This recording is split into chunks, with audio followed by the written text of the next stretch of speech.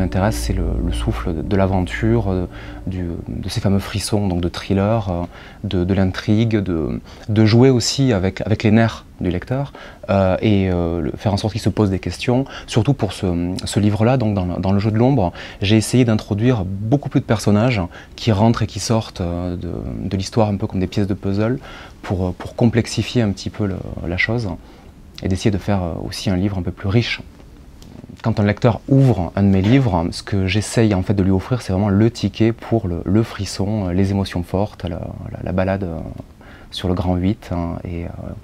et qu'il aille de surprise en surprise et d'émotion forte en émotion forte en fait. En fait, mes personnages sont à mes yeux un petit peu caricaturaux, mais en même temps, j'essaye de faire en sorte que les lecteurs puissent s'y retrouver, enfin en tout cas retrouver en eux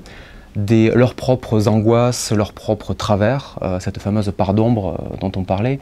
notamment avec ce compositeur Malko Swan, qui est quelqu'un en apparence au sommet de sa carrière, mais qui est finalement d'un égoïsme fini,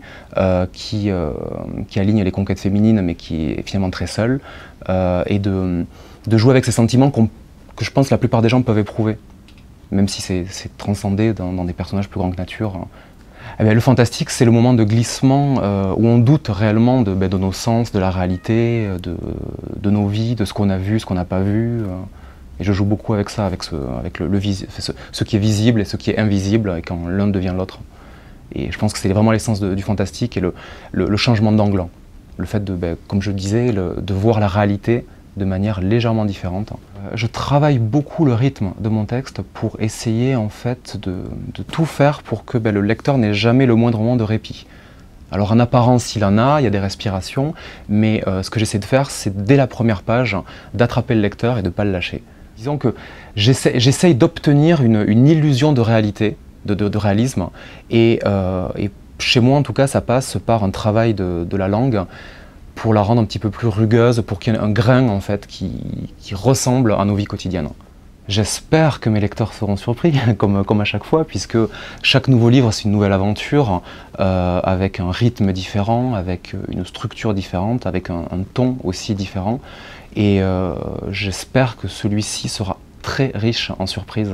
pour les lecteurs qui croyaient peut-être me connaître et connaître mes procédés d'écriture, en leur apportant des nouveaux coups de théâtre, j'espère, qu'ils ne verront pas venir. Je tiens vraiment à remercier tous les lecteurs déjà qui me suivent depuis quelques années, et notamment les blogueurs, les gens qui ont au travers de leur forum, de leur blog, parlé avec beaucoup de gentillesse souvent de mes précédents romans, parce que à mes yeux c'est vraiment important et ça me touche énormément. Et j'espère que pour ce prochain roman, vous allez tous être au rendez-vous et être prêts à vous lancer dans ce jeu que je vous lance en mars prochain, Le Jeu de l'ombre.